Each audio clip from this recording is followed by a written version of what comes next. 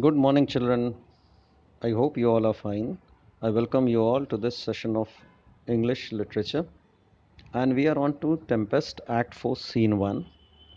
And here we have seen that up till now, and to rather, Prospero was pursuing for revenge, but somehow his heart got changed towards reconciliation. Because, firstly, Prospero by nature was a good person, right? And for the first time, he was witnessing that his daughter was happy, right? Was very happy with a boy called Ferdinand. He could also make out that the two are in love with each other. And now this scene takes place in Prospero's cell. Prospero by now is satisfied with the genuineness of Ferdinand's love for Miranda. He therefore explains to Ferdinand that all the labor to which latter was subjected to was only a test of his love. Prospero offers Miranda's hand to Ferdinand and says that in due course they will be getting married. Right? Prospero then tells Ariel to bring before him all the spirits over whom the latter has control.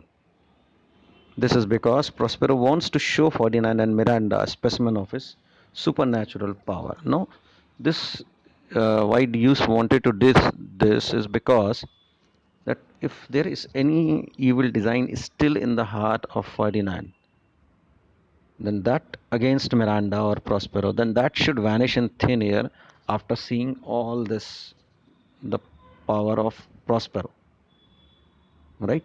Moreover, if he has some nefarious plans, then maybe after seeing all this, Ferdinand might reveal it, right?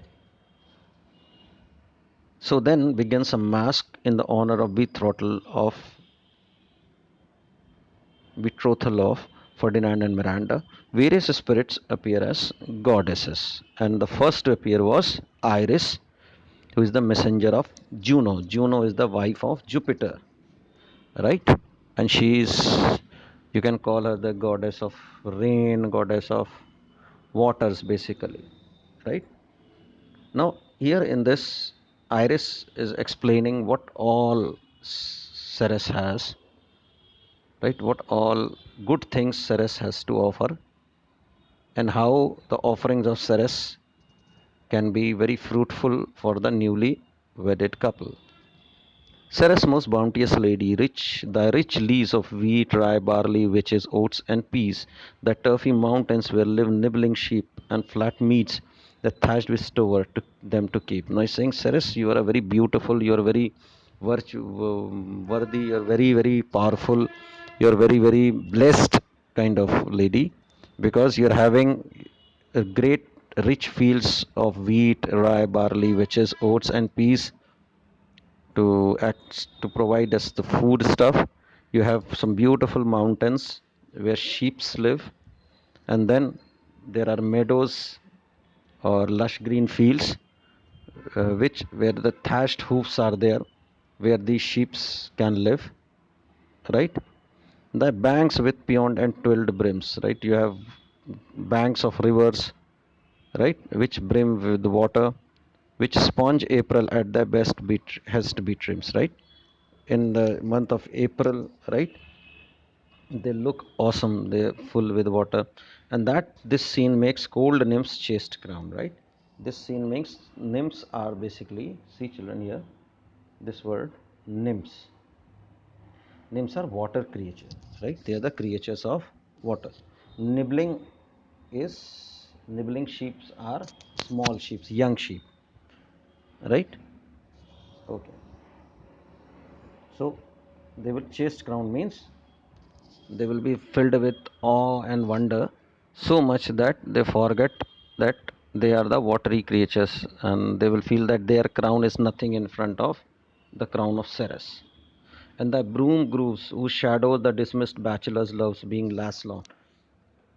And you have long fields with long lush fields, with long trees are there, which the young bachelors love to spend time when they are in love with a woman or a girl, right?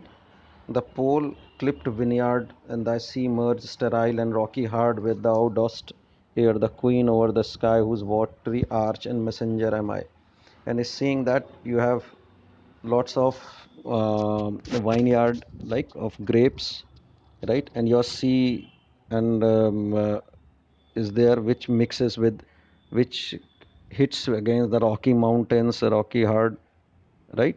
And there's a pleasant air blowing it there.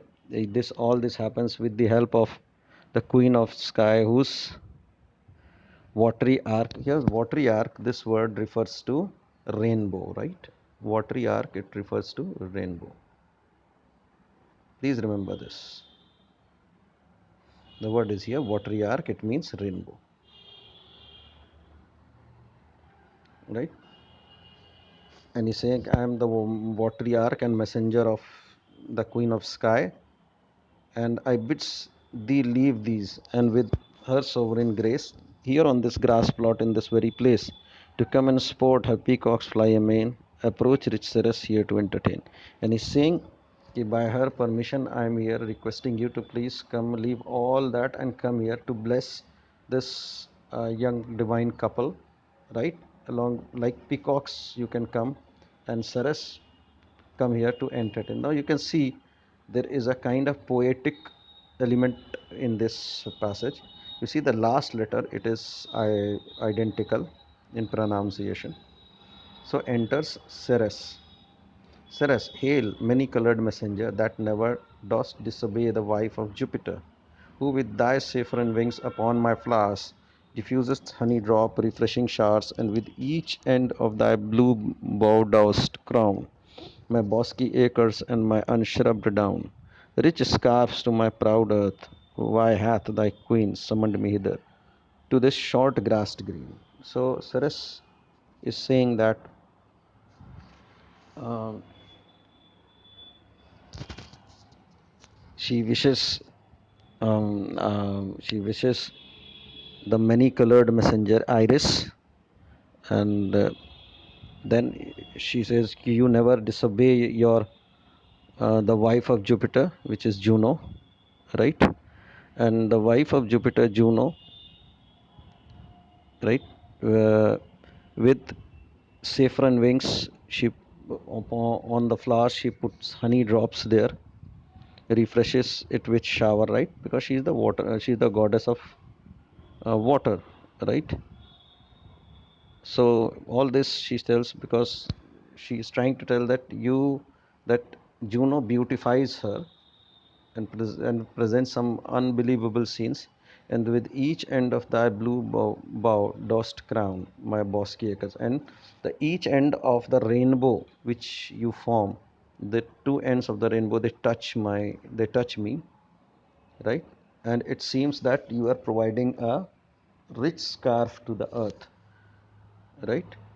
And she asks uh, Iris to tell her why the queen Juno has summoned me. The Iris says, a contract of true love to celebrate, and some donation freely to estate on the blessed lovers. Right? So Ceres here clearly says that she has called you to um, to bless the young couple or the young lovers who are there. Okay, Ceres, tell me, heavenly bow, if Venus or her son, as thou dost know, do now attend the queen, since they did plot the mean that dusky this my daughter got, her and her blind boy scandal's company I have forsworn. Now Ceres wants an assurance here that the function will not be attended by Venus, the goddess of love, and Cupid, her son, because she has always been avoiding their company since ever since Pluto, the god of death, carried off her daughter Proserpina with the help of Venus and Cupid. Right? So here, um, the heavenly bow is Iris, basically, and the heavenly bow is the rainbow, right? Uh, and son of Venus is, yes, who is the son of Venus? Cupid. Cupid is the son of Venus. I am writing the spelling here, remember this. This is the son of Venus.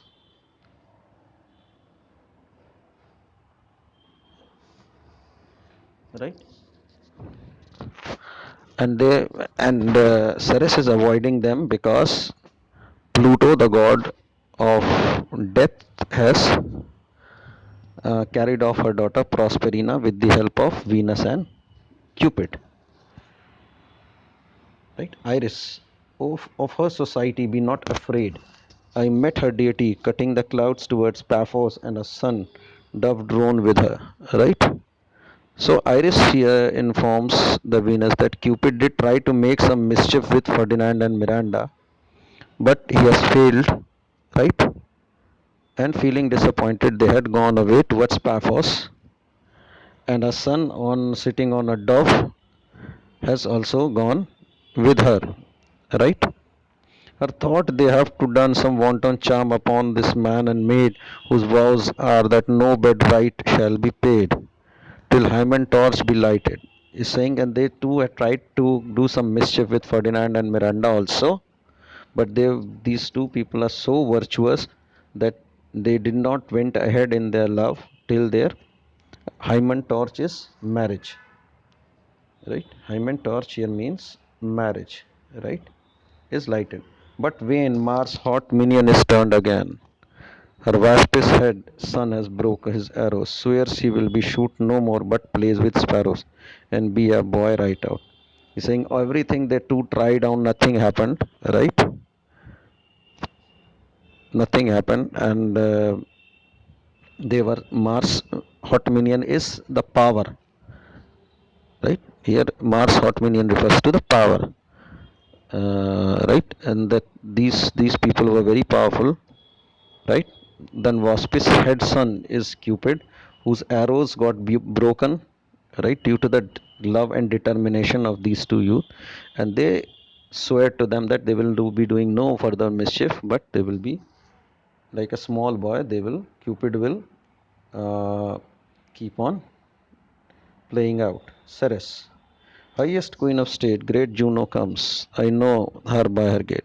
So Ceres feels very happy and says that it is Juno who is coming here, and I can know by the sound which is coming, by the ambience which is there.